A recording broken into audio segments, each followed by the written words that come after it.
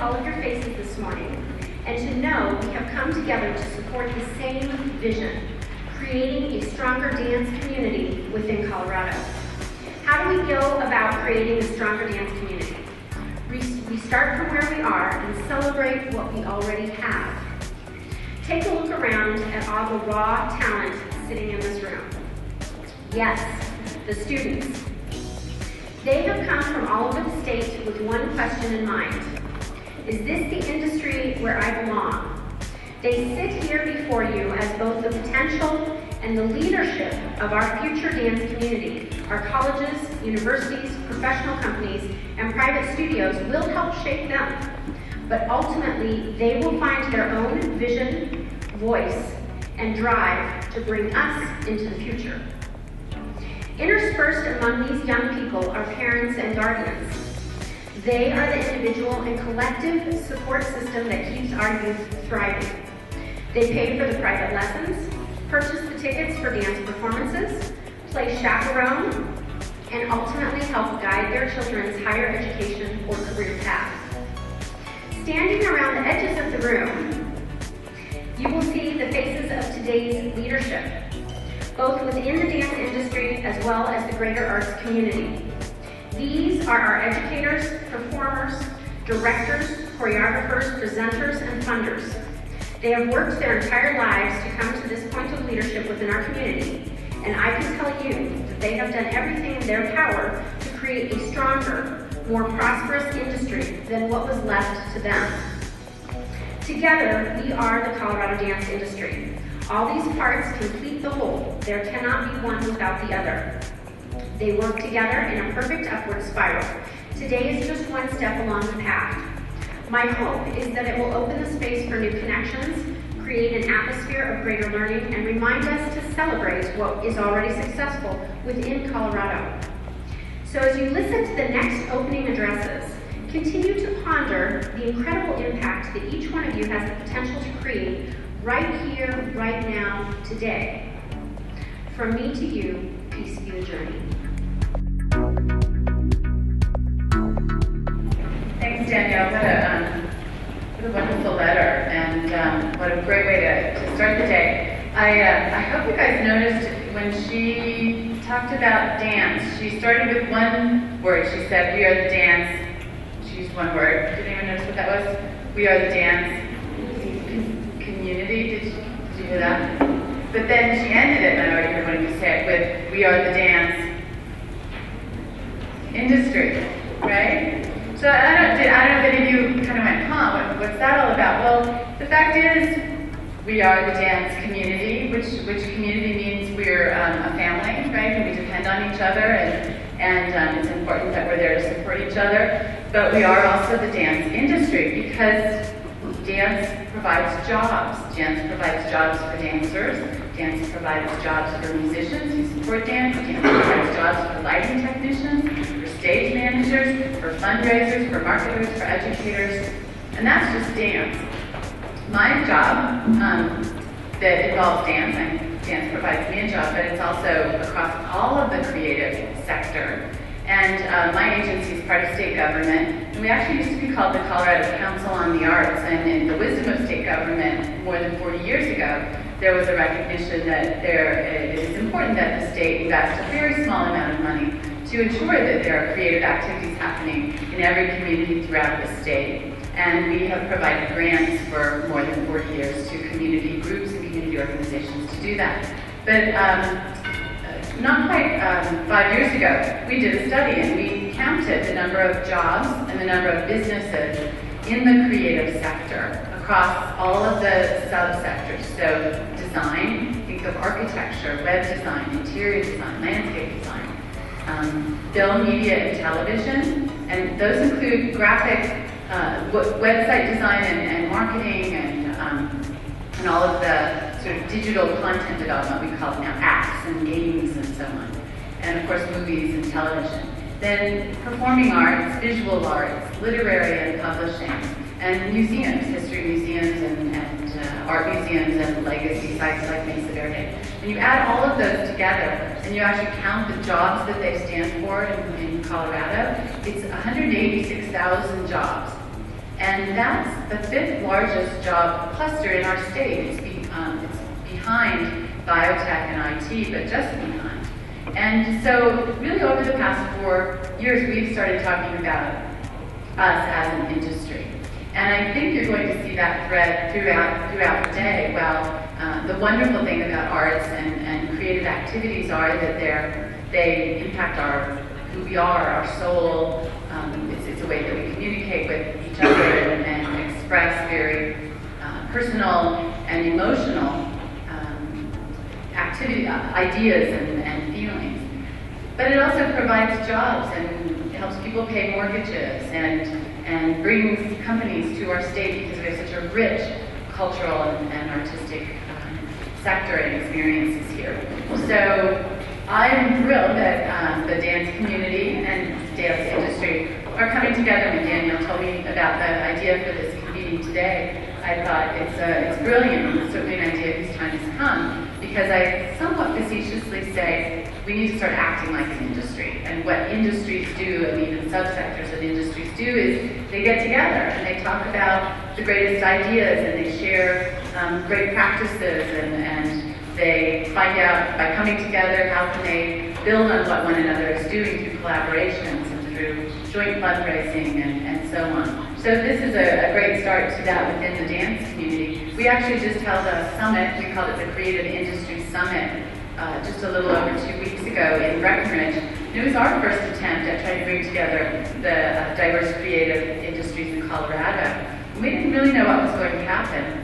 And we were going to feel really good if we had 150 people there or something first year out. Well, we sold out. We had 250 creative professionals representing the nonprofit, the for-profit, individual artists, entrepreneurs, teachers, and it was an amazing experience, and we will do that annually from now on. So congratulations. I encourage the dance community, dance industry to do this regularly. I encourage students to think of yourselves as this is a career that you're pursuing, and so these are jobs, and to connect with the professionals in this field, starting with today, and also have fun. Have a lot of fun watching the performances and enjoying this really special form, this really special art form. So thanks, Danielle, for having me.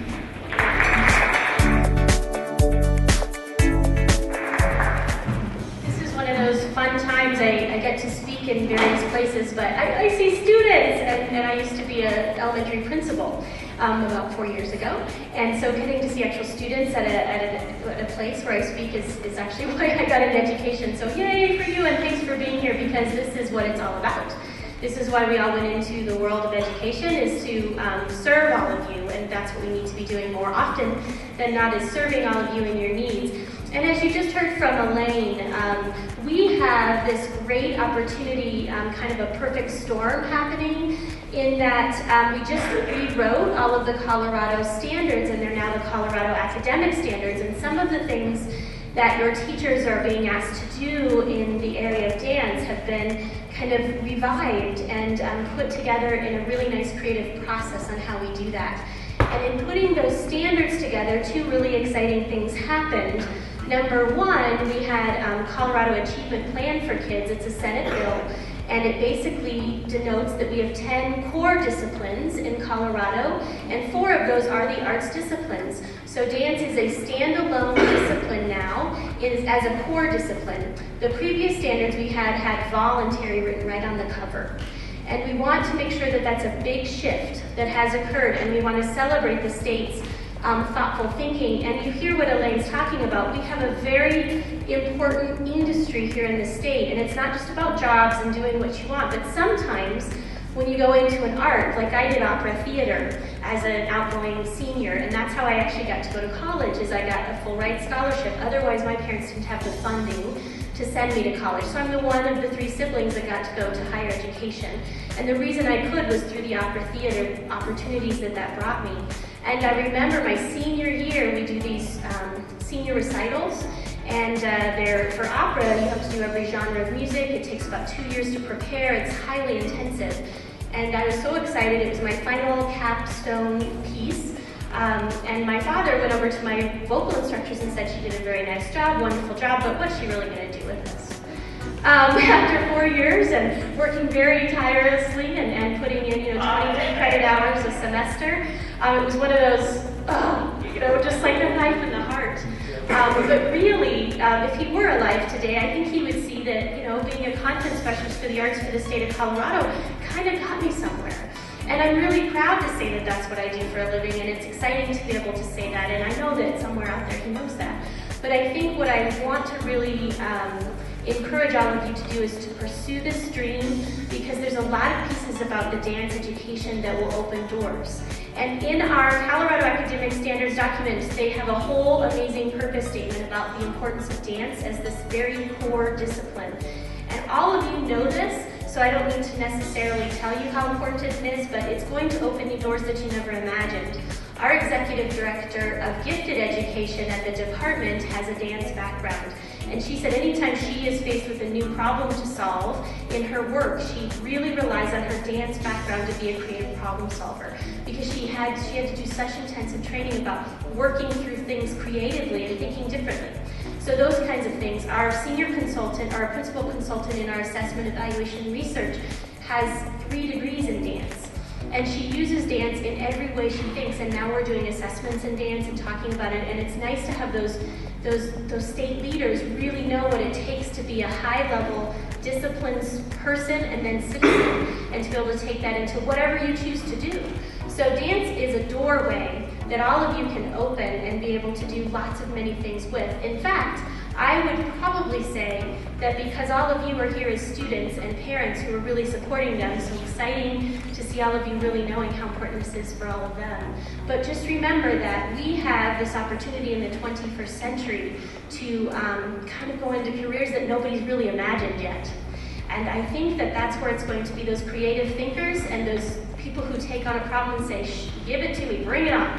And those kind of folks are going to be the folks who are our next leaders. And that's all of you in this room in whatever form you take. So just know that we have a lot of support in the state, we have a lot of policy, we have a lot of people working behind the scenes so that we can remind everyone how important this discipline, the arts disciplines, all 10 content areas are for every student, and not just kind of a, if you're lucky you get to be in a program. So that's what we're going to be working and kind of doing for all of you. But in the meantime, if you can always be ambassadors for us, no matter where you go, to explain, just like I explained to you the doors that the opera theater program opened for me, don't forget to remind your school leaders, your counselors, anyone you come in contact with, I know I'm an impressive human, because I know you all are, because we're about to see that. But the reason I'm impressive is thanks to my dance education.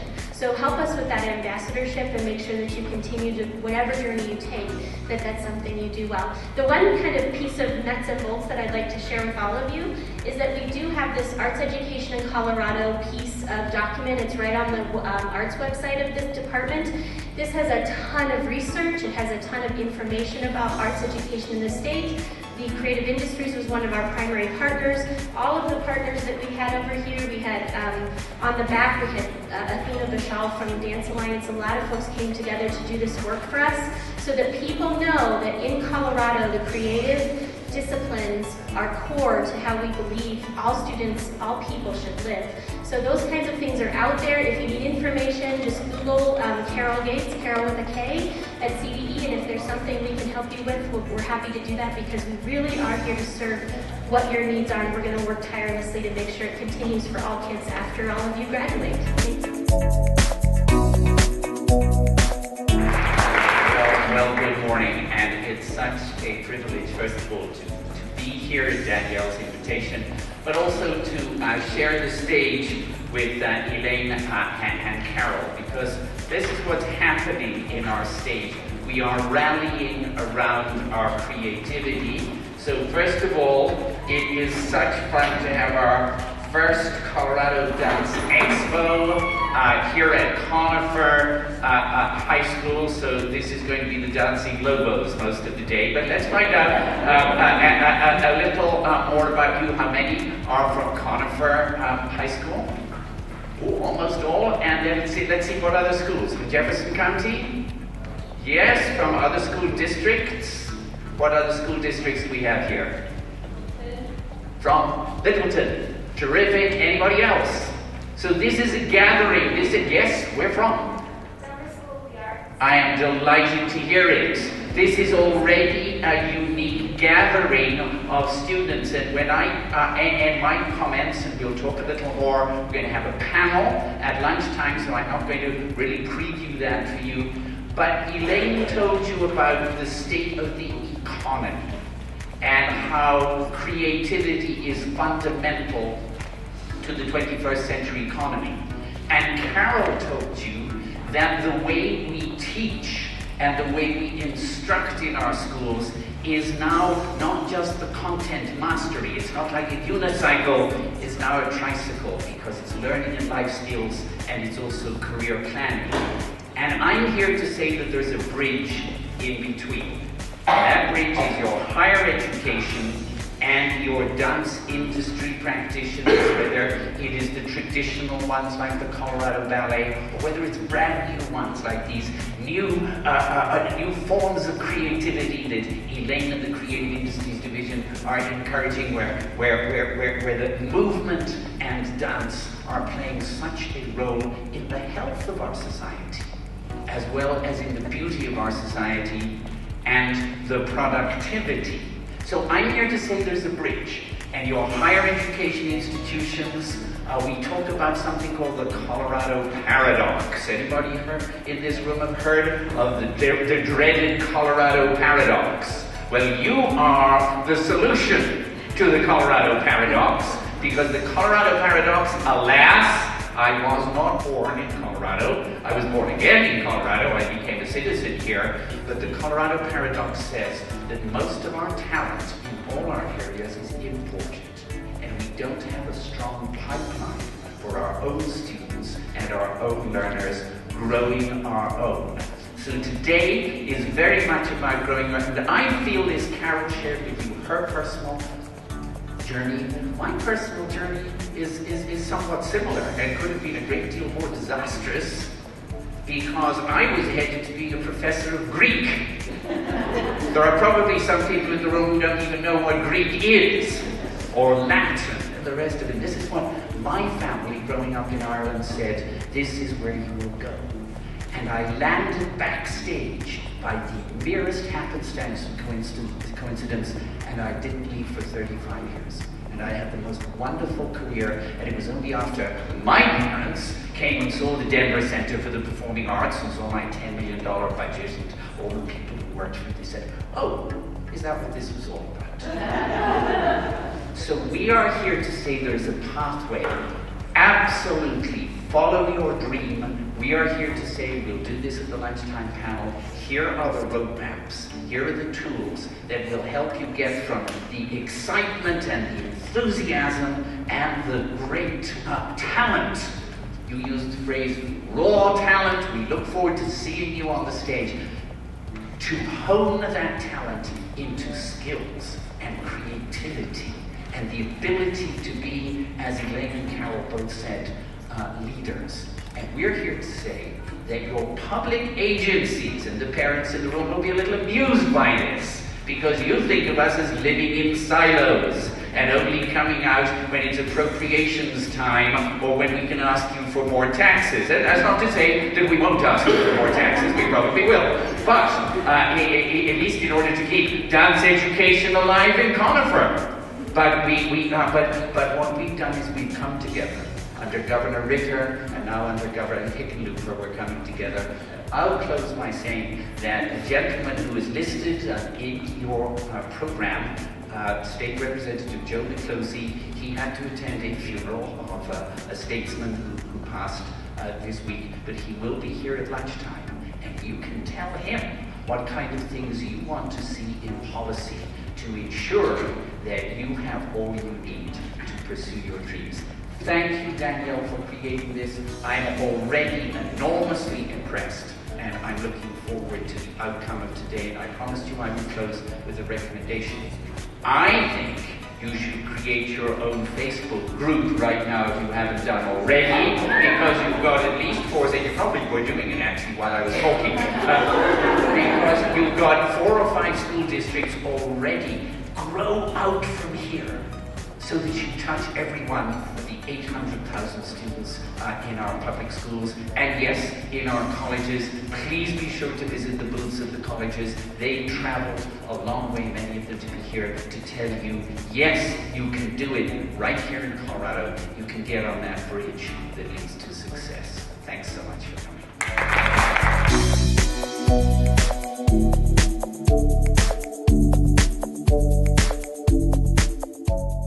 Thanks for being here today. My name is Christine Rohde, and I am from the University of Colorado at Boulder. I am a graduate student and getting my master's in fine arts and dance. It's a 3-year terminal degree, which is equivalent to a PhD, but it's in fine arts. So yes, that is an option if you want to be a grad student. The piece that I'm going to perform is a solo work entitled In Search of the Self, which is one of 3 sections from my master's thesis concert.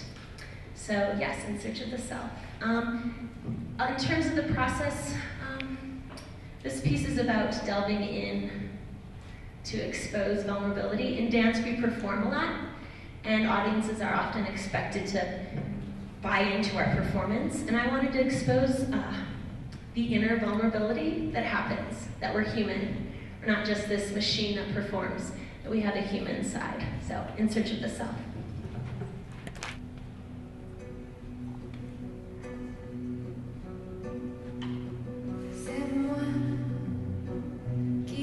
Pourquoi pas?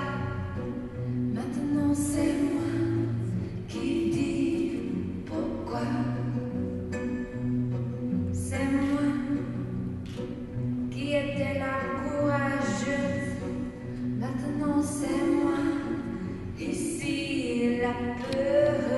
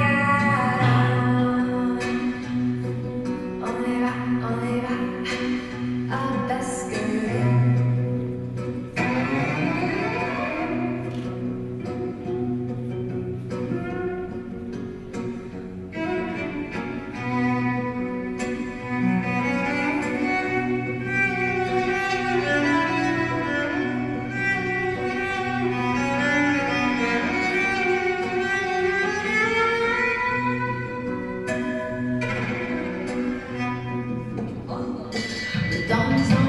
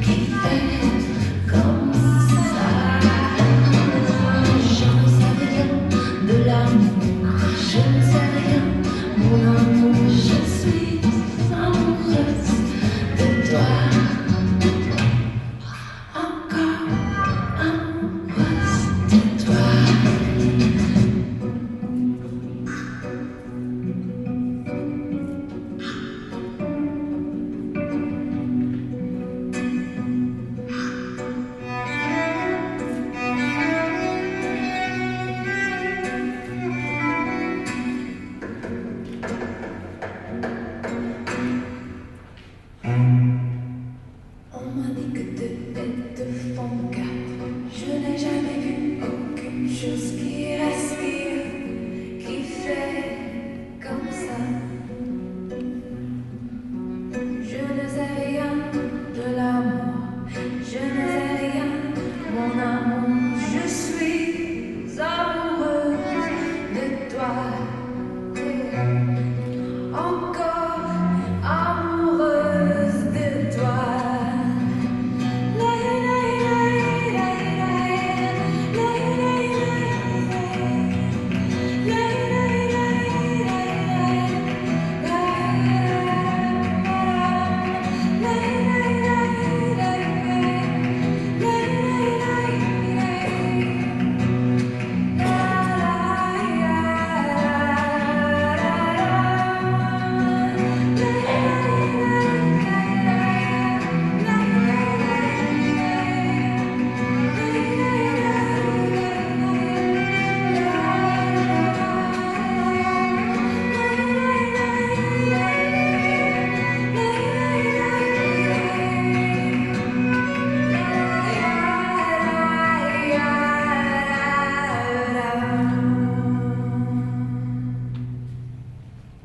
Hi, I'm Sabrina Cavens. I'm also from the University of Colorado at Boulder, and I will be graduating along with Christine Rohde with an MFA May 11th, so we're really excited about that.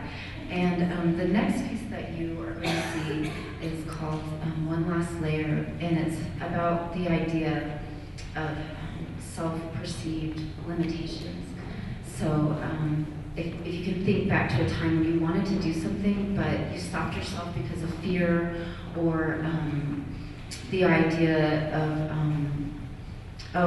just anything like, oh, it's not good enough, or I don't know if I can do this, and then the idea of moving past that and freeing yourself from those limitations. So that's a little background to this piece, and I'm going to perform it by myself. Okay, thank you.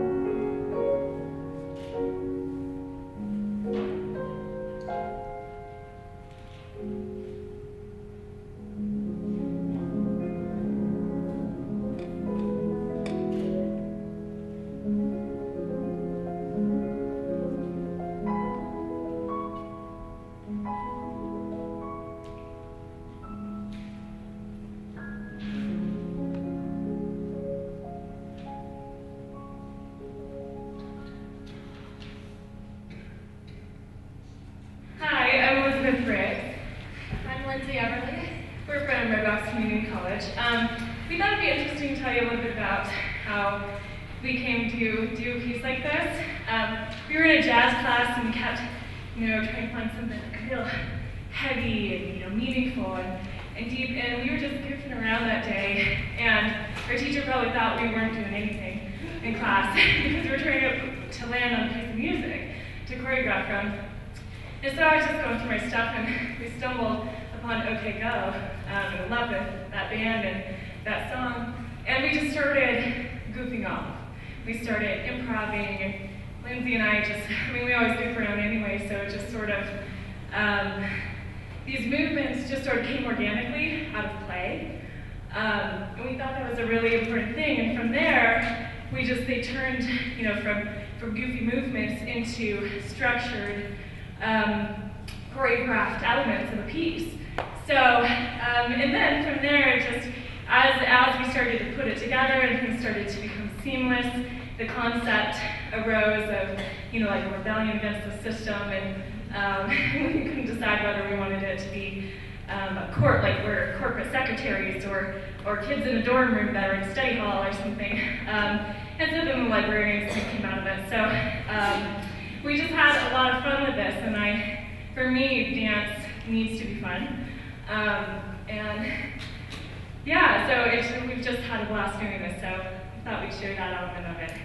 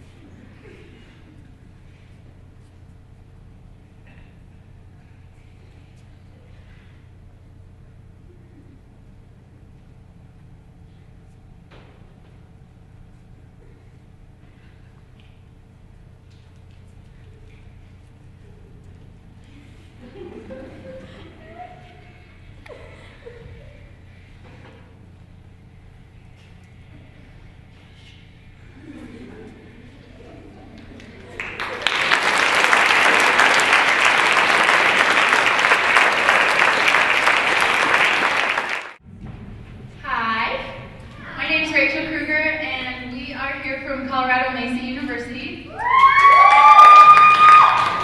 We are so excited to be here today. Sorry, I gotta crouch.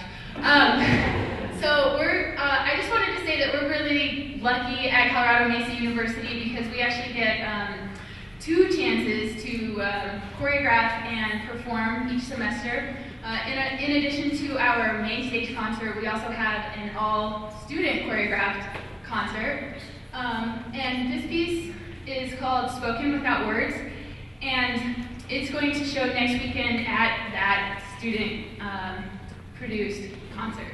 And basically the piece is just, it's to show the different stages of a relationship. Enjoy.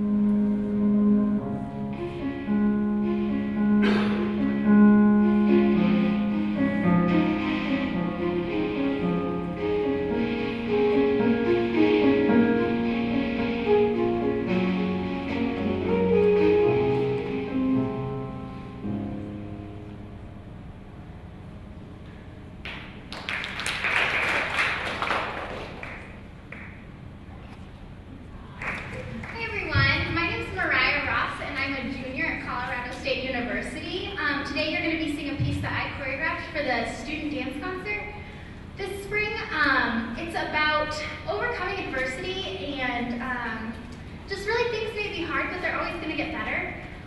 Yeah, so I hope you enjoy.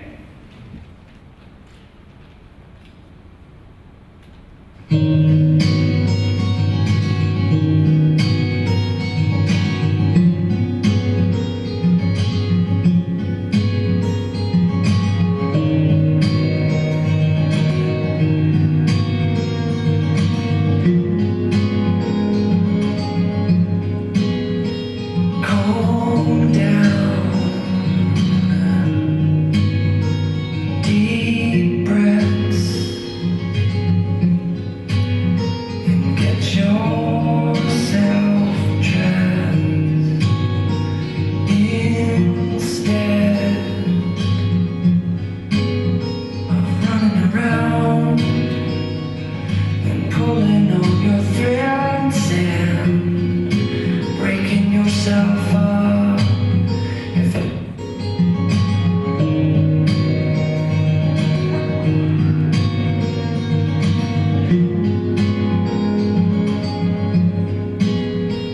calm down,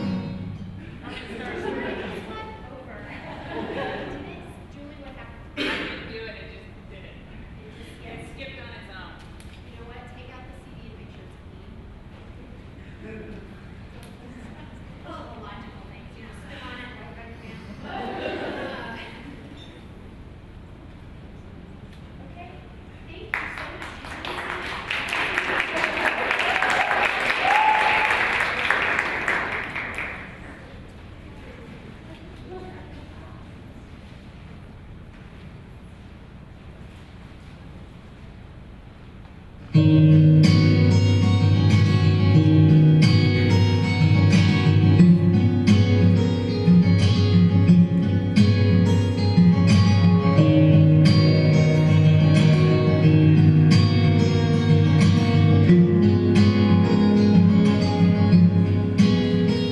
calm down,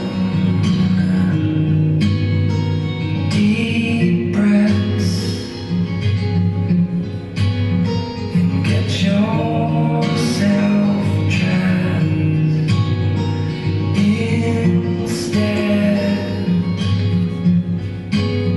of running around and pulling on your threads and breaking yourself up. If it's a broken heart, replace it. If it's a broken arm, then brace it. If it's a broken heart, then face it and hold your own. Know your name and go your own way. Hold your own. Know your name and go your own way, and everything will be fine.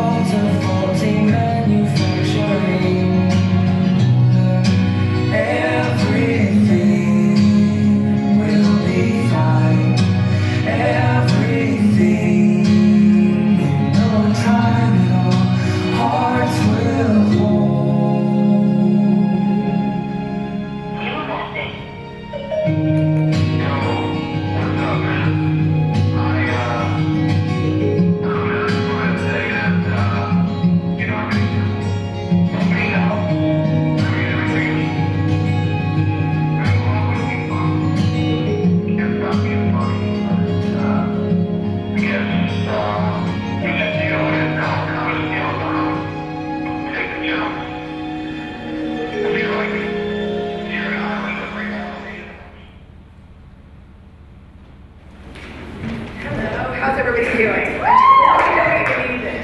Do I have music? Okay, I don't even need it. Not loud. Today, I'm Jenny Schiff, the director of the Schiff Dance Collective. We are a contemporary company out of Boulder, Colorado, and our mission is to inspire and invite you to the community of dance. So we essentially believe in the power of dance to transform. Yes, this is the way we train, this is the way we perform in our student and our professional company. So what you're going to see today is an excerpt from our professional company from our last show. It's like a club. And this show was a really amazing experience. We did this show and the theme was body image. And so we did writing and movement workshops with the community. We had them share their experiences with us on their particular issues and experiences with the subject of body image. And that's how we created the full-length work. So what you're going to see is a really tiny, tiny, tiny snippet of this. That's the positive snippet of being part of the community and using community help. So we're really glad to be here. It's really lovely to see all of your beautiful faces and enjoy.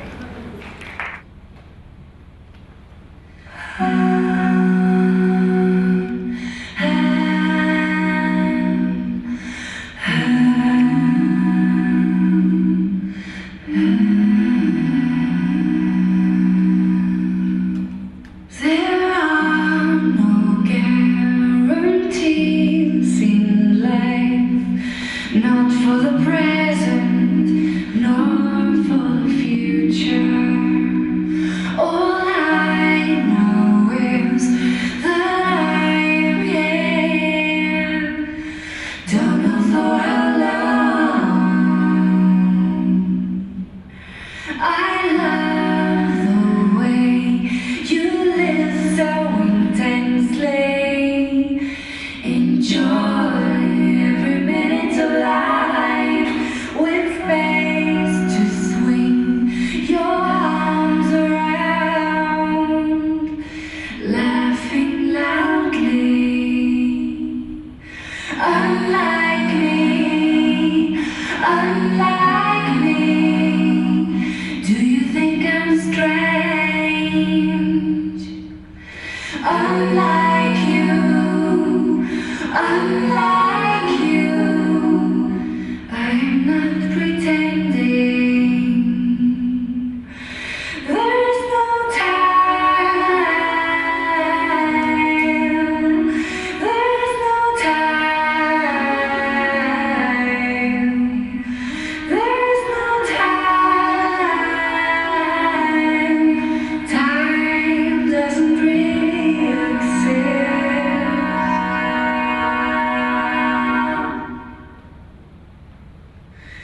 The past, the present, and the future are all side by side, hand in hand. You move and change, and you go nowhere. Everything stays the same. You stare at me and ask me questions, makes me nervous. This room keeps a constant tone while I'm on a roller coaster. Unlike me, do you think I'm strange? Unlike you, I am not pretending.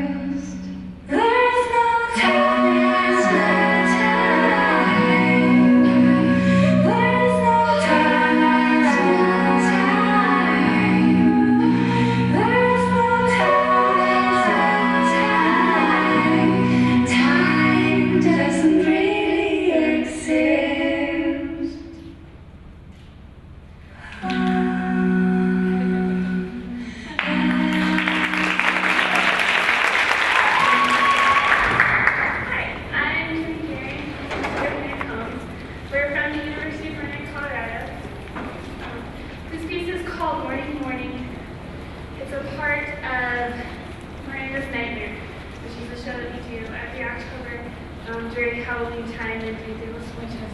And then it's coming here and up here. 10 years doing the show, so I'm really excited. The dance is about, well, we're two characters and we live in a graveyard. We're the statues of this big tomb. And we are kind of the literal embodiment of when you are so sad you physically turn to stone. And so, yeah, we're kind of that embodiment, and we wake up every morning to grieve the loss of our loved ones.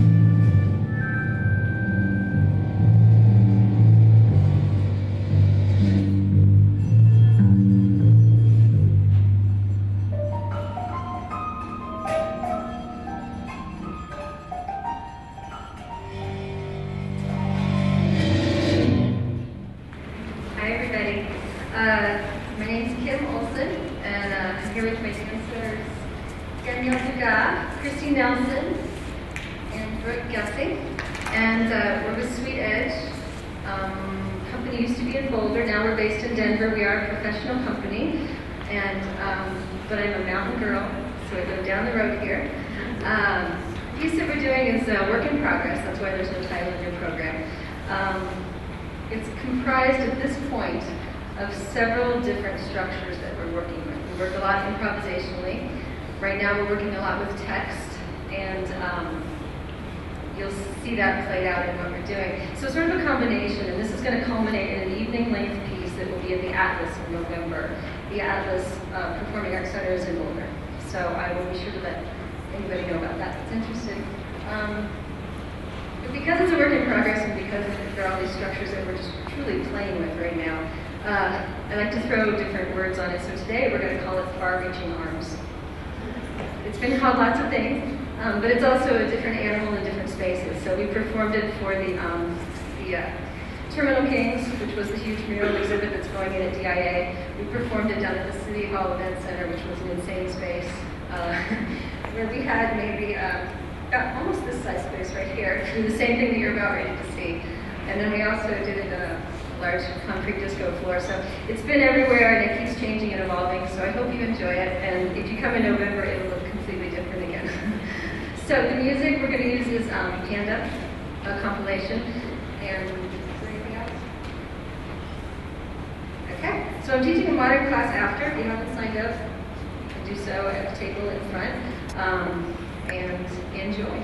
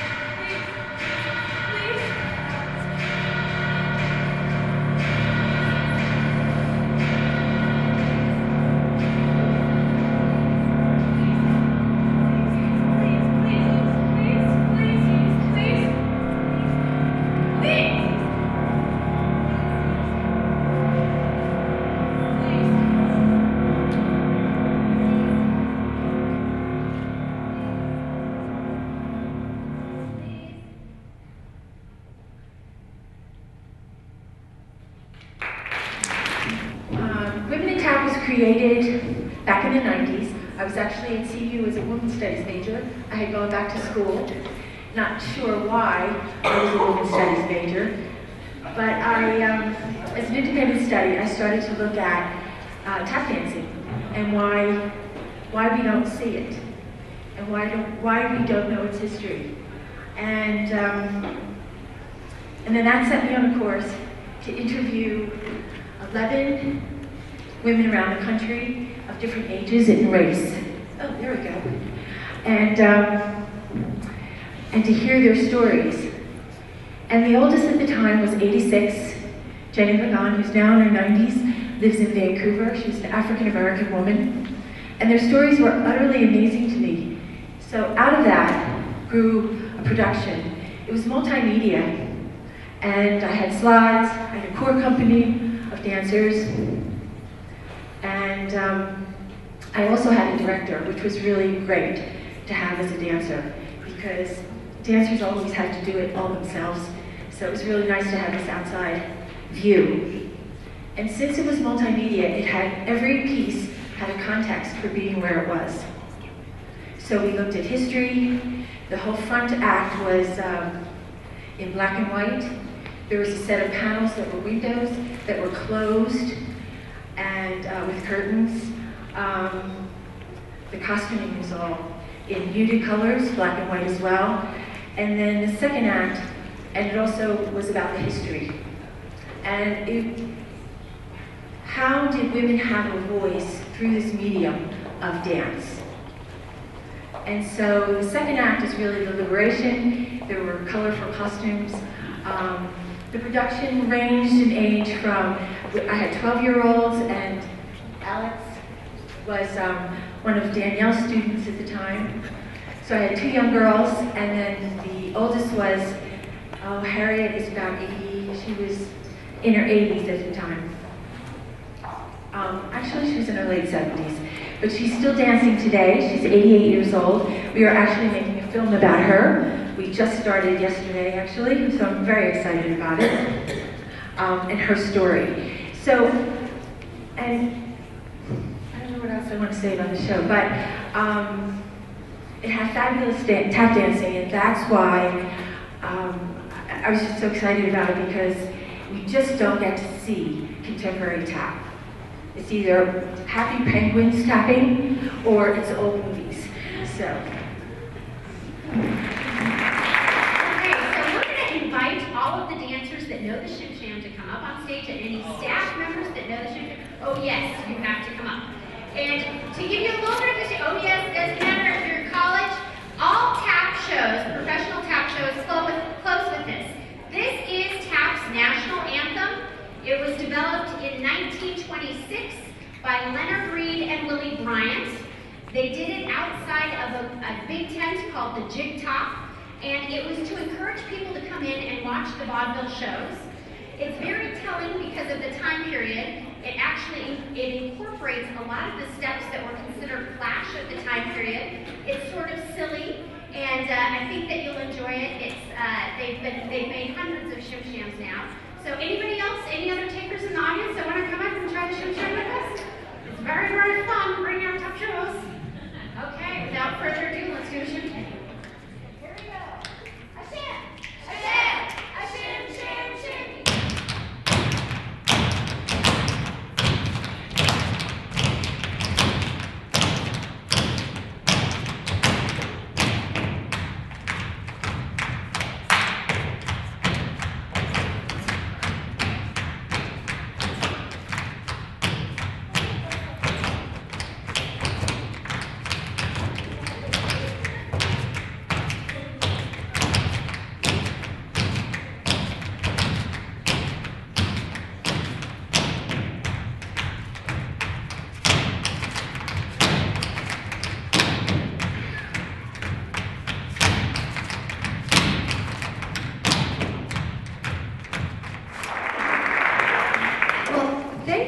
for having me. I can't imagine a better thing to be doing on a Saturday than thinking about dance. So I'm going to start with a story about rocks. And you're all going to be thinking, why is she telling us a story about rocks? So sit back, relax, be patient, and then you'll figure out why I'm talking about rocks. So sit back, relax. You don't really have to remember anything I say, but I do want to just get one point across. So, I have a 6-year-old nephew, and he's a kindergartner. And the other day, we were out to lunch, and the whole family was at a restaurant, and he arrived with a backpack full of rocks. Now, anybody who's ever known a kindergartner, you'll be thinking, yeah, that's what they do. So he's carrying around a backpack full of rocks. Now, all of us at the table, not one of us, except my husband, really cares very much about these rocks. But for my husband, this was like, yes, somebody who likes rocks. So they're spreading the rocks across the table, talking about the rocks, looking at the rocks. So why am I telling you about rocks? Here's the reason. My 6-year-old nephew, who's a kindergartner, loves rocks. Now, he doesn't have the knowledge or the skill right now to be a geologist. So he couldn't look at the rock and say, oh, this is a sedimentary rock, or this is an igneous rock. All he knew was that he was inspired by those rocks. They energized him, they jazzed him. He loved the fact that his uncle would talk to him about the rocks. He was energized, he was inspired. So what does it have to do with dance? Well, I was thinking about it, because my last experience at dance was as about a 9-year-old, and I did not have the talent that you all have. And so my last experience was learning some of the technical aspects of dance, which are incredibly important. We just saw that. But I wasn't really very talented, as you all are. So rocks, dance, not having the talent. Well, so here we go. I was looking last night at just quotes, famous quotes around dance, and I found 2 that I really liked, so I'm going to start with this one. We should consider every day a failure that we do not dance at least once. Now, that quote is from Friedrich Nietzsche, who was not exactly a cheerful guy. So I'm thinking, here's a philosopher who's not exactly a cheerful guy, writing about a day's a failure if we don't dance at least once. So I'm thinking that's pretty interesting. So when I read that quote, here's how rocks and dance came together for me. So lately I've been thinking so much about this 6-year-old child being inspired and excited. Somebody in his life is doing that for him. And we're honoring that with him. That this is exciting him. He wants to go to school, he wants to learn about rocks. He's inspired. So then I started thinking about dance. And dance is truly an inspiration. And so when Danielle said, talk about the arts in Jefferson County, arts are so important. And yes, there is a technical side. And yes, you have to learn the techniques. And you have to learn the skills. But what it comes down to is being inspired. It's believing in what you're doing. It's loving what you're doing. And so in Jefferson County Schools, we have protected and defended all of the arts. And they are so important in our schools. And I know you have an art that is only part of generally our music classes or our theater classes or our choir classes. And your art is so important because it inspires you and it inspires others. So just watching what you do is miraculous to people like me. Because you take your bodies and you make your bodies the core of art. And you create it with who you are. And you not only create it with your physical being, you create it with your emotional and your core values. And so you express yourselves in a way that just inspire the rest of us. And we can see your skill and your inspiration. So I'm going to close with another quote that I found. And I don't know who said this one, but I'm always very careful to give credit because I don't want you to think I'm this smart. But this one was unattributed, and it was, do what you love, dance. And if someone understands, good. And if they don't understand, no matter. Go on doing what you love, because that's what you create. So I think that you need to know how much you love what you're doing, and the skill is there, The talent is there, the technique is there. But at the end of the day, it's about doing what you love. It's about inspiration. You inspire us, you inspire yourselves. What you do matters so much. So you have this great good fortune today to be here with each other and to inspire each other and to hear about how you can carry what you love into the rest of your life. Because if there's one thing I know after being a superintendent for 10 years, you better love what you do every day because you have a long time to do it. And that's how I feel about the work I do. I love it. I'm passionate about it. I'm inspired by it. So as you listen to the panel today and you have the opportunity to participate in a variety of activities, think about what you love. Think about what inspires you. And how are you going to keep that in your life? Because it is so important. Thank you for being here. Thank you for just creating art for the rest of us. And I hope that you have a wonderful afternoon.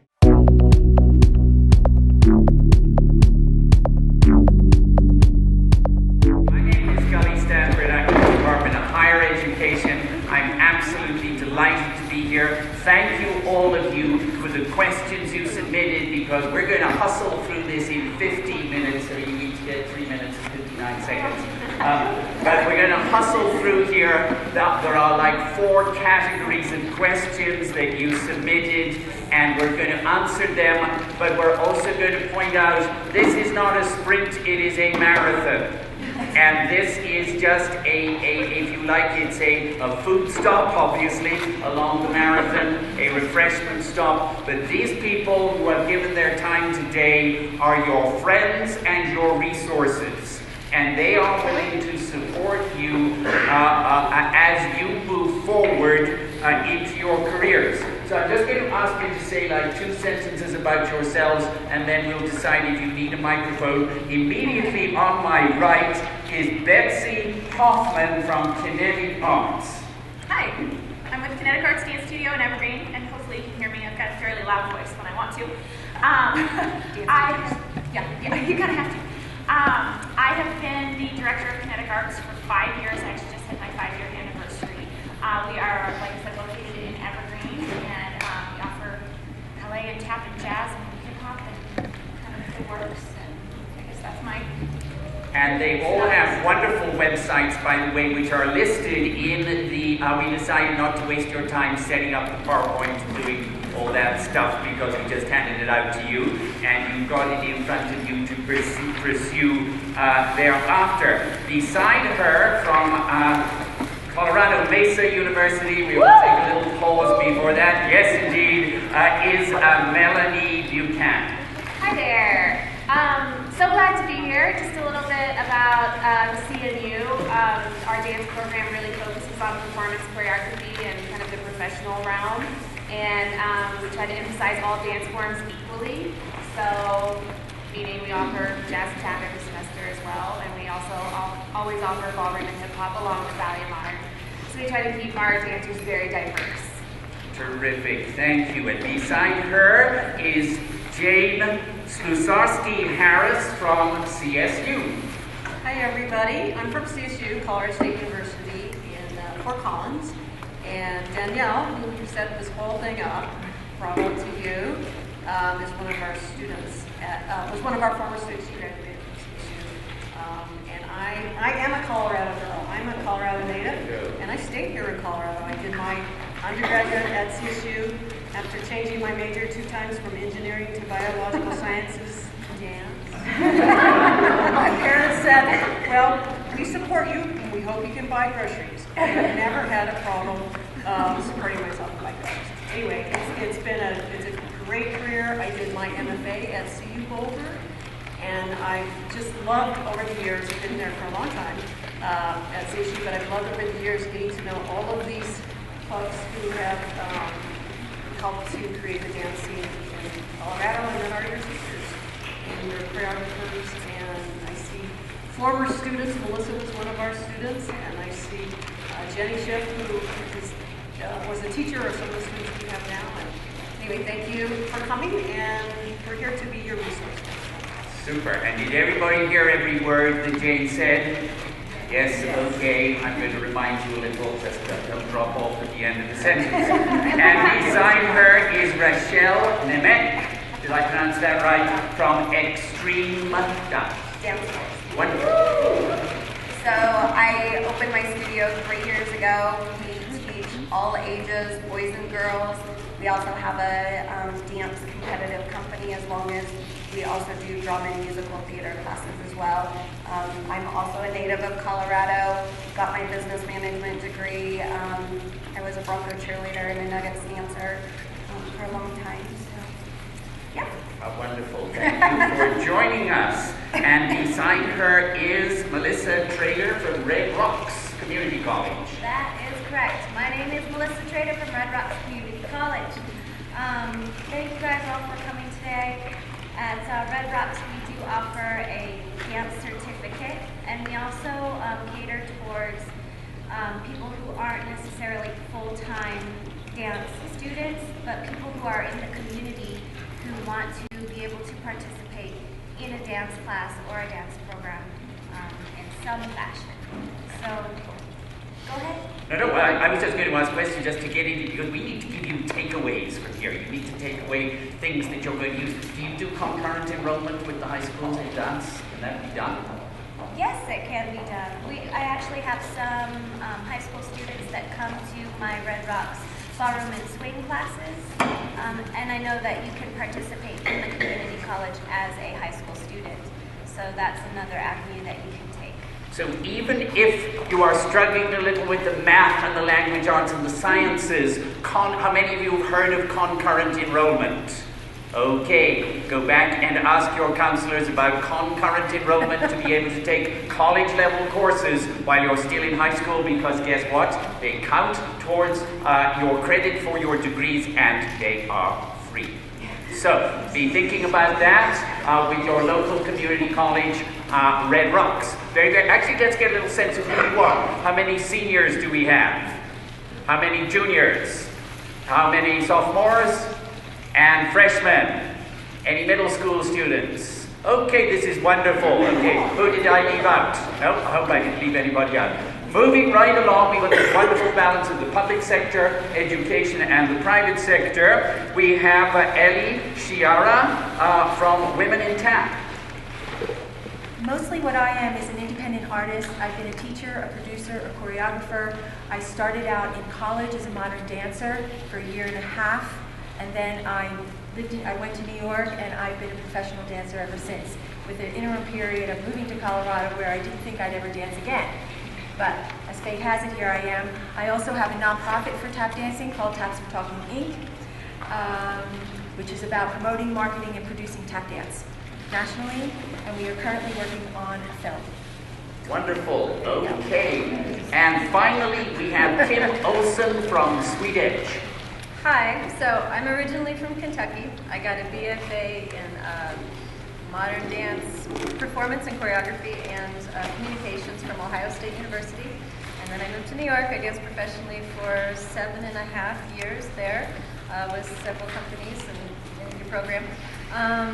Moved to Colorado unexpectedly, and started I too was not going to, I needed a break, wasn't going to dance. I was going to be a forest ranger. That lasted for 3 months, and then I started teaching dance, and then I started my dance company in Boulder, and then ended up transferring the company down to Denver in 2008, roughly. We are a nonprofit and do many, many projects. I work out of the Laundry Space, which is a new performance and mixed artist collective space in Denver. And there's one other thing I was going to tell you. Oh. And did everybody hear every word that Kim said? And the microphone is right behind you, beside you, if you need it. Super. This is fabulous. Danielle, thank you. What a wonderful panel, because you submitted some questions. And what we're going to do is actually we're going to talk to what you wanted us to talk about. And yes, this is a conversation, because I actually invited people from the other colleges and the other performing groups and studios to be in here as well. So obviously a hand up means that you have something to say. But we are going to hustle through this. We have 40 minutes and 4 topics, we believe. And thanks to your questions, I have clustered them. First of all, you were really interested in what is professional dance. And you heard a couple of people touch on this. Is it ballet? Is it tap? Is it modern? Is it hip-hop? And I'm going to ask the panelists, not all of them, don't you all feel free that you have to address every question, but ask the panelists to say, okay, as you move forward, what is the difference between what is fundamental and common to a dance career, and then what is specialty, and what is the advice that they will give you in terms of balancing your passion, your specialty, with what everybody needs to know. The second will be, what are the higher education opportunities here in Colorado?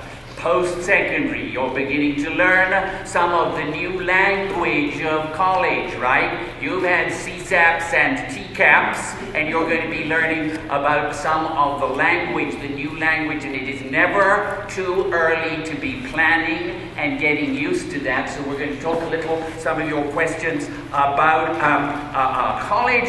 Then we are going to talk about careers in general. What are the creative careers? The superintendent touched on that and a couple of others. Your passion is around dance right now.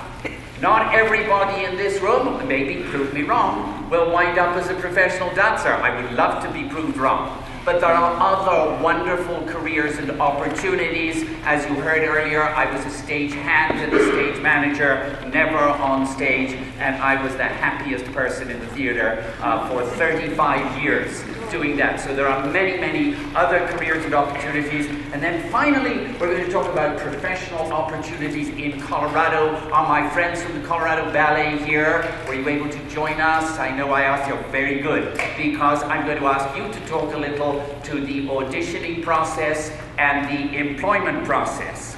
So let's start off, and I'm going to start. Who's going to jump in first? I think I'll ask Melanie to jump in first and talk about, okay, what is central, common, fundamental, and how does that relate to the specialties in professional performance?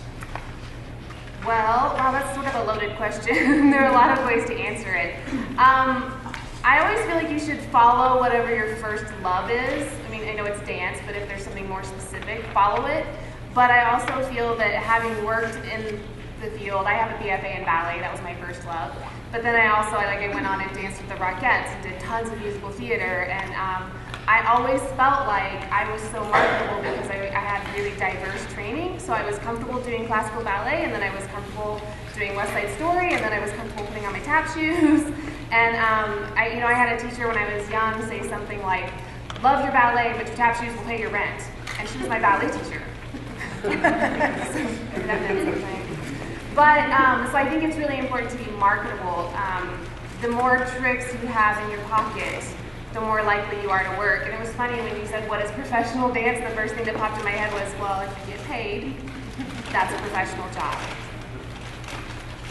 Very good. Let's have somebody else join in. Yes, very, very good. We're going to have Kim. I think a good solid base of many, like Melanie's saying, a good solid base in many different forms is really important. I think some of the forms as you break out, like modern being mine, there are as many variations of modern dance as there are probably all different forms of dance, have many, many variations. But don't find yourself stuck in one. Make sure that you really get out there. When I got to New York, I was determined to take up this one studio. And then I realized there were probably 50 places to take. And the one place that I started couldn't have been further away from where I ended up. And I ended up loving where I went. It's a whole different kind of work that I'd never even experienced before. So don't necessarily graduate from school thinking you're going to do what you love then. Be open to it wherever you go in your community. Try a lot of stuff, for sure. Other comments? Jane? To agree also with my colleagues, I think it's really important that you have good training. Whenever you're studying and wherever you're studying, make sure that it's quality training, and that's also for the parents too. Because you can study dance for years and years and go to your studio and take lessons for years and years and still be a beginner by the time you know, you're ready to go out and seek for that. So make sure that you get the best possible training that you can. And part of that training includes a love for dance too and a passion for it. And then I agree completely that it's really important to be very open to the possibilities, and then also to explore a diversity of styles of dance too. But get that good training. So it's like green eggs and ham, isn't it? You've got to try it. Yes, were you going to add something? I was going to say that you think you're going to start out as one thing, and it's kind of reiterating what they have, what you have just said, and Kim. I really did think I was going to be a modern dancer. I just, you know, and I had gone to 2 universities. One was in New York and one was in Wisconsin, and then I thought I could be a dance therapist. But then I went to New York to still be a modern dancer, getting my teaching certificate, and I just tapped because it was fun. And then I got offered a job teaching at a very young age, tap dancing in Europe, and that just, I said, oh, there are many modern dancers, but there were no tap dancers. And I happened to be in the right time in the right place for that. So really be open, get really good ballet training as a tap dancer. I really want to say that because I see so many tap dancers who think they don't put the dance on the tap. And I really encourage you to really seek out good teachers. Good. You know. So those of you, you want another bite of cherry here? No. Can I? Please, short? Briefly. One thing, when you're applying to the school, and I think I've said this to Vicky's mom, don't be the best one at the audition. If you're the best one at the audition, find another school. Because your growth potential happens from the moment you walk in the door. You want to walk in, you want to see some amazing people, and you want to say, I want to strive for that. So just make sure you're not the best one. And then also, professional gig does not always mean just pay, because I did some really crappy gigs that paid that were not professional, in my opinion, once it was produced when I was in New York. So beware of that too. Just because people have money doesn't mean the work's going to be good. Okay. Thank you. So two takeaways from this. One, try everything yourselves, even if you have a passion and you think, well, tap is going to be my thing, or musical comedy is going to be my thing. Try everything. The other takeaway is observe everything. Go to every dance performance you possibly can. As students, and by the way, my contact information is on this, as students, we see no reason why you should not be admitted either at substantially discounted or free to anything that is going, sorry, Colorado Ballet, we'll work on this, to anything that is going on in the community. Maybe we can find scholarships if you can't afford it. We want you to see everything that is going on out there. One last thing is, and we'll circle round to this when we get to careers, but you can actually go online to the ONET, or a website known as collegeincolorado.org, and you can find out where the majority of the jobs are. And you can find out how much they pay. So you can balance the passion for a particular branch of dance with what, if you stay on track to professional performance, with what the demand is going to be. And we will come back later when we hit careers, because I'm going to ask Colorado Ballet how many openings they have in any given year, and some of the players here. Are there any other questions because these are your questions, are there any other questions around what are the dance specialties, what is the balance between fundamental common knowledge and specialty areas? Do you have questions? Okay, Denver happens to be, and we don't have them here, but Denver happens to be a focus, as is New Mexico and Colorado, for Ballet Folklorico. Why? Because we have a very large, diverse population, including an increasing Latino population. For those of you who are interested in that area, I'm noticing a trend and a growth in that field. I don't know if that's reflected in the training, but we're going to move now over to education. The next question, this is a terrific one. Does Colorado have any colleges with good dance departments? Yes. All right, we're going to go in a different order. We're going to start with Melissa because what people don't realize, I was Googling this morning how many dance programs are available in our community colleges and then how they articulate on. And as you talk about this, talk about the implication of a certificate, an associate's, a bachelor's, a master's, and a professional degree. Melissa first. Okay. So with the certificate from Red Rocks, getting you guys started, getting your basic training and your introduction to the dance classes, and that will feed you, it will help you get into a larger university like CSU. A little louder, Melissa. Louder!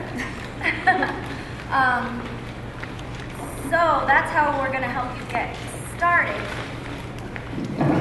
Can you please repeat some of that question for me? Well, the question is, are there good dance programs in Colorado colleges? Who asks that question?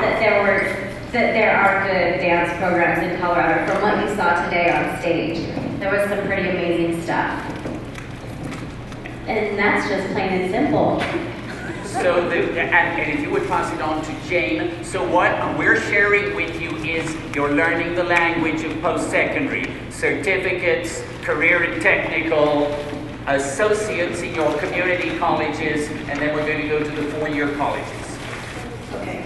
I think that Colorado has a fantastic higher education program in dance at all of the universities and schools, and I'm so proud to be a member of that community and have been for a number of years and see the new people coming in and realize that there's been generations of women mostly, but men also that have made that happen for us here in Colorado. So if you're looking to go to major in dance in Colorado, definitely take a look at Colorado schools. You should go and you should go watch classes, you should audition, you should go see the performances.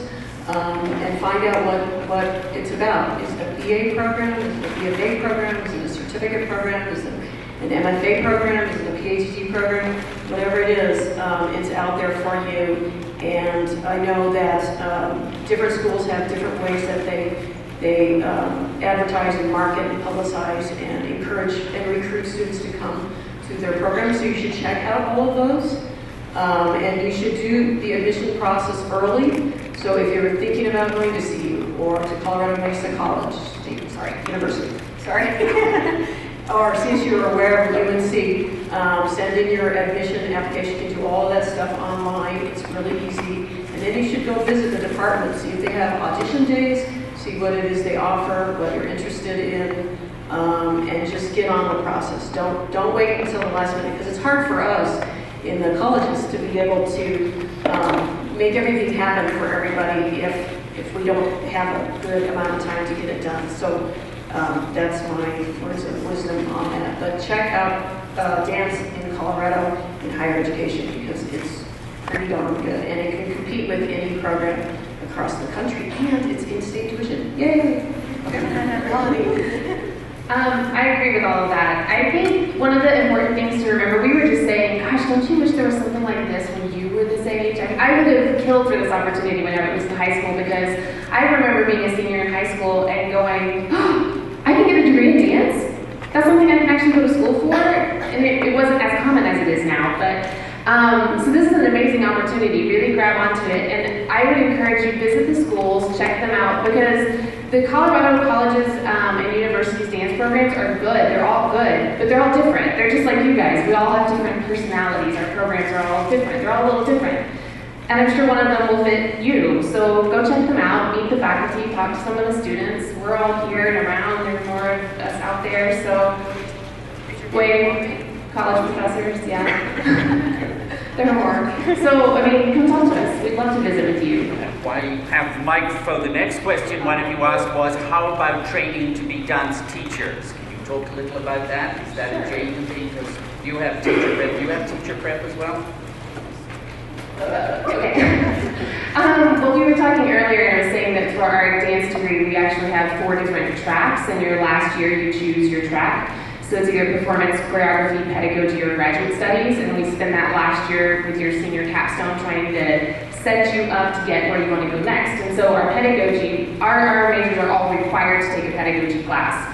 Because I always say this sort of jokingly, but not really. As a dancer, whether you want to teach or not, someday you're going to teach the class. Whether it's a warm-up class, whether you get stuck subbing a class full of 5-year-olds for a friend, like it's going to happen. And so it's really important that you know how to teach a class without hurting somebody and know how to gear it, you know, for an appropriate age level. And so we have the pedagogy class, and then we also have that pedagogy track. So I don't know if that answers the question. Quick question. How many of you are considering going into teaching? You've got, oh, this is good. Well done. Superintendent, you should be very proud. The teaching profession is alive and well in Jeffco. That's really good. So let's talk a little about teacher prep. Okay. Thank you, Melanie. It's wonderful to get a little bit of experience being a teaching assistant at your studio. Is anybody doing that right now or been doing that? Good, that's great. It's really, really, really beneficial. And then, you know, at the different universities and colleges, they have different, like we've been saying, they have different tracks and different focus on different areas. And, you know, along with the good training, you have to be able to dance first and foremost, right? If you can't dance, that's kind of a problem, right? So good training. And then you have to have that experience as a performer. And then you go into experiencing and learning about choreography, the craft and the artistry of choreography. And then there's also all the production elements, which is very important. I know it can seem overwhelming, but somebody has to do it, right? Someone, you know, you may be the next director of dance at CSU. I don't know. Who knows? Or at, you know, or at wherever. But you've got to really learn all these things. And teaching, the whole pedagogy area is very, very critical. And I think that, you know, teaching is probably one of the most, if not the most important thing that we do in our society, because otherwise, how does the next generation learn and become the, you know, the successful contributors to our society? So teaching, it's always been my passion. Now we have a kind of a similar thing where we have courses where students have to learn how to teach, and they have theory and they have practice. They go into the elementary schools and they teach creative movement for children. And there's nothing like seeing a third grader's eyes light up when, you know, they learn how to skip or, you know, whatever, gallop. And then we also have courses where our students, a ballet pedagogy course and a modern dance pedagogy course, where they actually get to teach a college level beginning course, and then the faculty supervise them. And it's really fun. We also have a Teachers Institute in August that is taught by our ballet faculty, Carol Roderick, and it's about ballet pedagogy, and it's based on the Russian syllabus. So there's a lot of possibilities out there for you at the universities and in your studios and in your schools, and I'm going to pass it on to somebody else. So your heads are beginning to spin, I take it. Now the information is beginning to mount up, and this is one of the takeaway messages for you here today. You need to work on this between sessions like this. You need to work on this between times you go and see your guidance counselor. You need to be spending some time on the web searching out who's got what programs. There are programs out there where you can compare colleges side by side and the costs side by side. How many of you have driver's licenses? Did you prepare for that, or did you just take it for granted? Okay. Is going to college as important as getting a driver's license? Yes, it is, isn't it? It's the $1 million difference. Over your lifetime, you will make $1 million more with a bachelor's degree than if you go to work just with a high school diploma or a GED. You are only 1/4 as likely to be unemployed if you have a bachelor's degree than if you go to work. So preparing for college, this is critical so that you can make an informed choice. Ellie, I think you had a comment. Not to burst the Colorado dance bubble, but it's going to be far between you're going to get a good tap class, a good professional tap class in a university here. And it's just how it is. You're going to have to go out of state, and you probably have to go to one of the 3 major cities. You'll have to go either to New York, Chicago, or LA. And that's good to get you thinking, isn't it? But I'm not going to give them rebuttal time because we don't have time for that. It's true.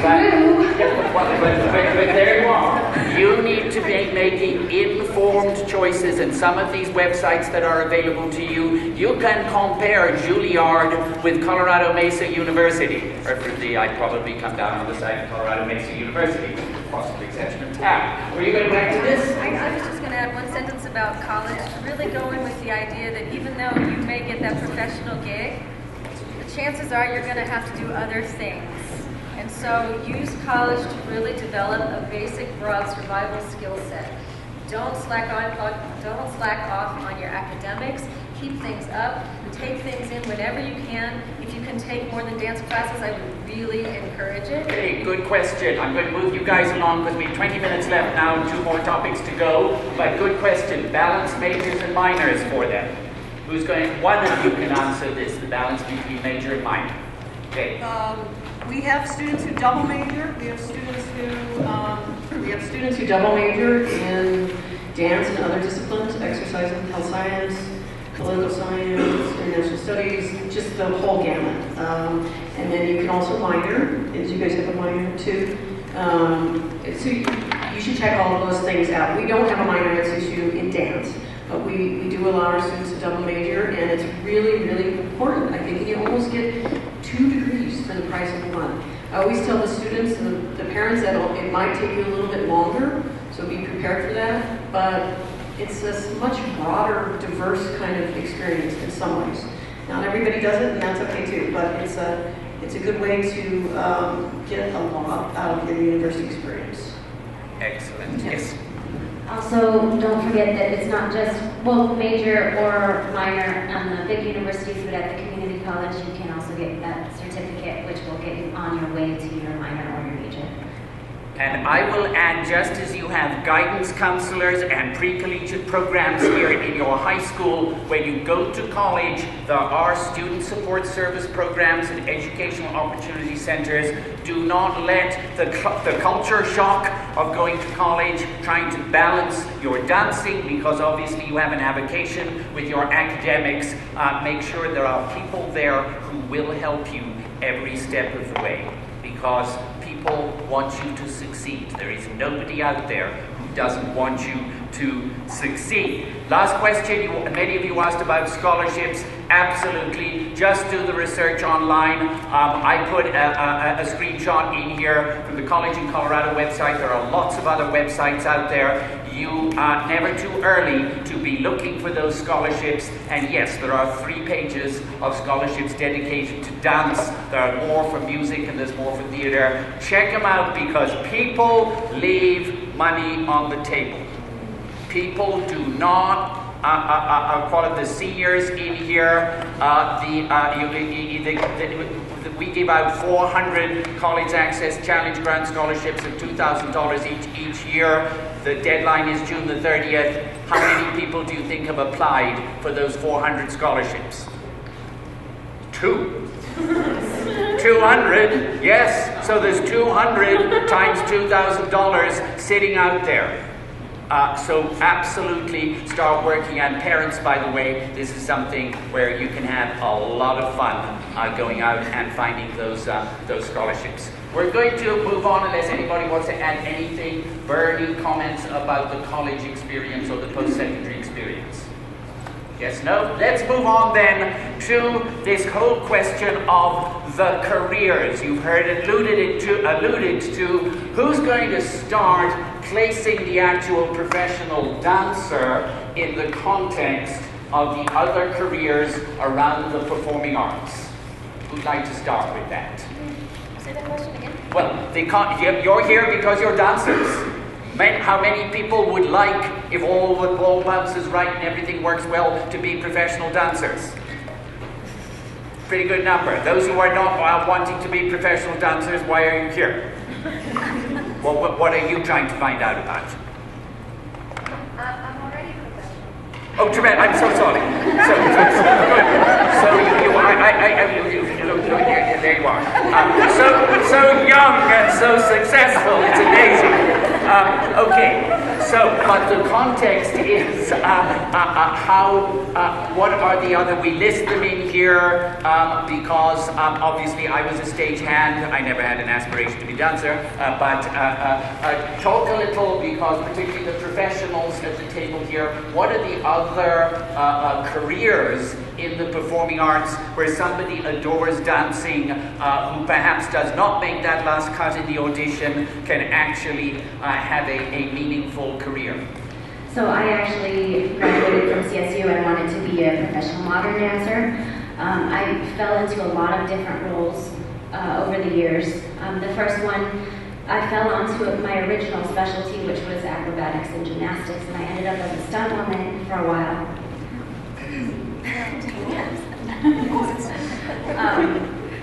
Now I'm choreographing for a community theater, so choreographer, or any other type of performing art position that you could take, as long as you're comfortable with your movement and you're comfortable being up on stage. I believe that you can take on any part as long as you build that confidence with your dancing. Quick question, dance therapy, anybody an expert on dance therapy? Yes, Gravity at the end. Not dance therapy per se, but there's working with people who are challenged in any different form. There's work through hospital, the healthcare industry. You can work with through the schools, any sort of education. But I was also thinking, like, as a nonprofit, I know all the different hats that I wear within my own organization. I am a marketer. I'm a graphic designer. You get, anything, web designer, you name it. There are all kinds of ways that you can go. If you are, if you're visually really stimulated by dance, it makes you really have an interesting eye for that sort of work. So I wouldn't put that out. Business skills. Arts administration. Quick question, show of hands, business skills important? Yes. Yes, okay. So don't give up on math. Do that 4 years of math. Do the business, do a career technical course in business and marketing. Because you are essentially, you become marketable. The center of what you offer is your brilliance and your skill and your passion for dance. But now, as managing director of the Denver Center Theatre Company, I'm looking at you and I'm thinking, what are the other skills she brings to the table? There's not a lot of gender equity in this room, but that's a different day subject. Maybe that's next year, Danielle, we'll find the man. But really be thinking about what are these other skills. What do your parents say to you? What do you bring to the table? What do you bring to the table, in addition to your ability to dance? Right, jump in. So I talk real loud. So I got my business management degree because I knew I wanted to open a studio.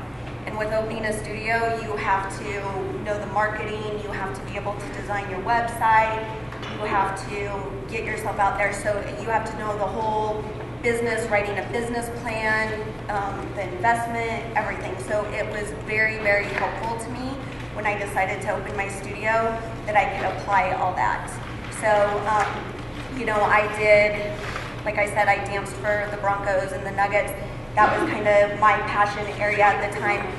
There's so many opportunities now for you kids that, you're so lucky. Like we talked about, back when I was dancing in that, we didn't have dance conventions. I don't know if some of you go to dance conventions through your studios, but it's an opportunity to go to these conventions. They bring in top choreographers from LA and New York and all over that you get to take these classes for a reasonable price instead of flying all over if you can't afford it. So that's a huge opportunity to get different styles and see what's out there, because there's so many different avenues that you can go into with dance. So talk a little about training in the studios as well as in the colleges. Yes, let's start down here with Betsy.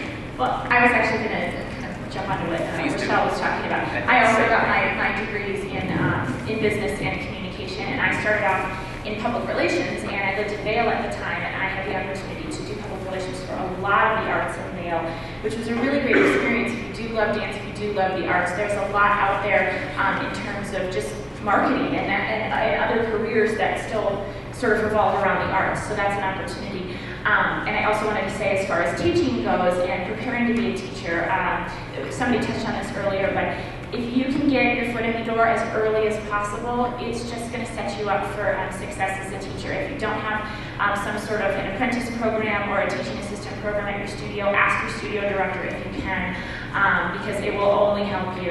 And then also, as a teacher, if you are thinking about going into teaching, never stop your training. It should never be something that just, as soon as you graduate from high school, as soon as you graduate from college, it's done. You should always continue your training. There are so many resources out there for teachers. I went through the Dance Educators of America program, the teacher training program. It's a 3-year program after I graduated from college, and it's a great resource. So as you can see, you're getting a little homework because we're going to end 5 minutes early. We have a special guest who's going to be on stage in 5 minutes.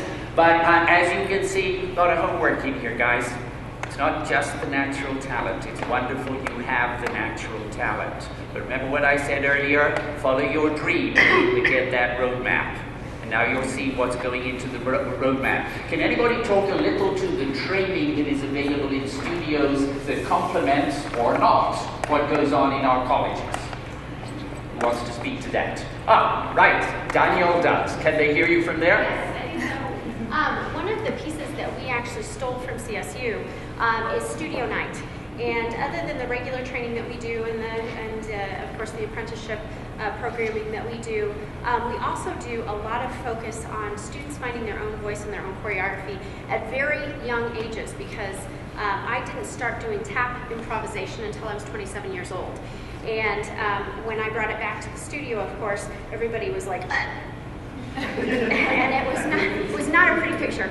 So we encourage that development starting at a very, very young age. And I think that one of the things that would be lovely is if we could see more flow through from the private sector into the professional, into the college. How many of you take private? I'm sorry, I really am going to railroad this, but that's a terrific answer. How many of you take private lessons? Interesting. Okay, so the rest of you are getting all your training in the school. That is absolutely fabulous. But you know what we should do? Is there anybody here from the Colorado Dance Alliance? Yes, anybody active in the car? What we should do, Danielle, is we should build an itinerary for you guys, balancing out what happens in the studios, what happens because we had one good question. I'm going to close out this section with this. What steps to take, pun intended, I suppose, through the rest of high school? What is your advice to middle schoolers, junior, sophomores, freshmen, juniors, and seniors? Advice? Can I just ask a question? Are you guys, do you study, how many have school dance in your high school or junior high school? Raise your hand. Okay, we gotta fix that too. And then the rest of you study at private studios, schools or conservatories, is that correct? Okay. All right. Okay. So I just want to clarify that. I say just keep training and go see stuff and do some summer workshops and keep up your academics. You have to be up here to get into Colorado University. So make sure you're doing all of those things. But try training in a lot of different ways.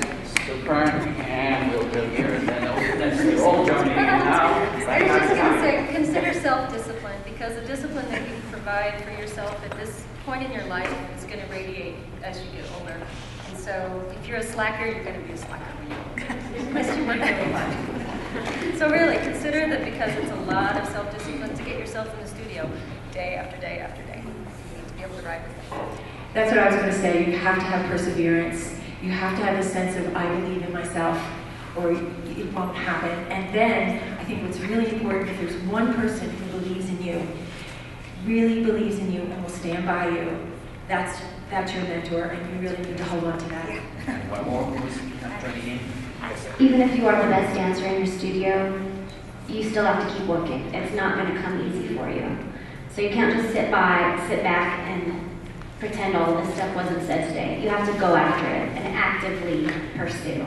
And learn about admission requirements. How many of you know the difference between a selective and a moderately selective university or college? Somebody, the seniors, you're, I'm sure, beginning, because who took the ACT last year?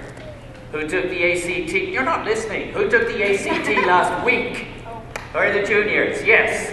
Do you know that 1 point on the ACT leapfrogs you over 100,000 students nationally? That's why your academics are so absolutely right. CSU is selective. Colorado Mesa University is now selective, but there is something called endorsed diplomas coming down the line. If you get an endorsed diploma, and the arts are one of the 7 content areas which will qualify you for an endorsed diploma, you get guaranteed admission to our moderately selective colleges, Metro State, Western State, Adams State, and CSU Pueblo. And they're all now not colleges, they're universities. That's something absolutely to bear in mind. Last question, and then we'll get to Joe. I know you probably have to be somewhere else shortly. But the last question is, okay, your last question was, what are the professional opportunities? So let's get real. Let's start with the Colorado Ballet. Do you hire talent locally? Yes, we do. We have about, there's one major audition a year, one in Colorado, one in New York. This year we had about 350 people come to both combined, and there were about 2 company positions, so it's highly competitive.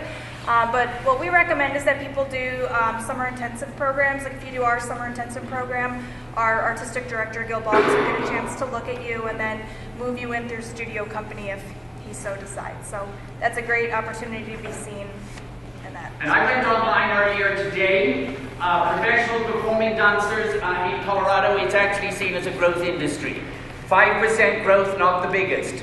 Dance therapy, much bigger. 12%, 15% growth. Why? Because some of us are going to need a lot of care, the boomers, as you guys come into your being, and kinesthetics and movement therapy are going to be absolutely valuable. In the PowerPoint, there is a list of our major companies: the Ballet, Cleo Parker Robinson, David Taylor, Ballet Nouveau, Ballet Folklorico de Colorado, Hannah Khan, Colorado School of Dance. They're all in there. Check them out. Go online. People like to be asked. Does anybody want a quick bite on getting into the business? I just want to say one thing. Some people don't do cattle call auditions. I only do closed auditions, and a lot of artists in New York only do closed auditions. That means that you take classes with them, they hear about you, they see you, they select you after seeing you work. It's not from a cattle call, because sometimes those are ridiculously stressful and you might not do your best. So if you really find an artist that you like, follow that artist for a while, and you may find out that there's a mutual interest. Yeah. And go see a chorus line. Okay, go to Netflix and drop down a chorus line, because you know what? That's the way the business works. Anybody else want to add to the getting into the profession? Well, I would agree with Kim. Do your homework. If there's a company you love, follow them. Go take class, call them, go to every show, be in their face. Stalk them, absolutely. Just do your homework. Don't go to an audition before you know what you're auditioning for. I will send you contact information for all these people unless they tell me not to. And you can follow up with them, stay in touch, learn about it. I hope we answered your questions. And we tried hard. But this is, I think you get the message. You have to work at this. You have to have that goal in mind, and then get the roadmap and work through it. Hopefully the handouts will be useful to you. Hopefully your guidance counselors will be useful to you. But what somebody said earlier, having that one person who believes in you, who will be there, because there will be bumps in the road. In your field there will be injuries.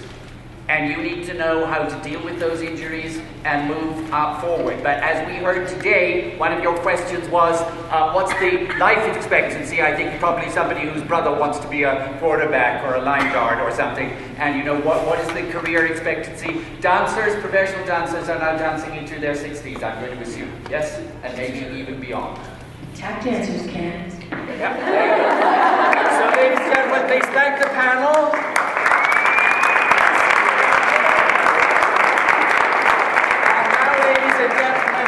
Special treat. You heard Elaine Mariner talking earlier today about the creative districts and the creative industries and all these other careers that are being developed. Well, the torchbearer for that in our legislature, because much of this needs to be done in terms of legislation and policy, is a gentleman who represents one of the House districts in Denver, in the Colorado House of Representatives, Representative Joe McClosey. And I'll take off my badge. How many people are actually registered to vote in this room? Are there any 18-year-olds who are not registered to vote? Okay, do something about that, please. Because if you happen to live in the 6th Congressional District, you will have an opportunity to vote for Mr. McClosey, who is a candidate to go to Congress and carry this message of creativity to the House of Representatives. Joe, thank you so much for taking the time to visit. Thank you. Can you give Billy a warm applause? This is a jewel for Colorado.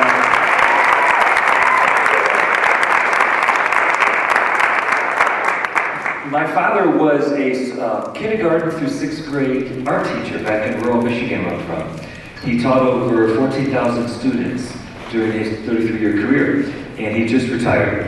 And one of the things that I learned very early in life is that each student has unique gifts and talents to contribute to the community. And he would often tell me that, you know, as he went out to buy $500 of art supplies because the school budget couldn't afford everything he needed, that some kids would call him up and say, "You're the only class I look forward to get me out of bed in the morning so that I look forward to going to school."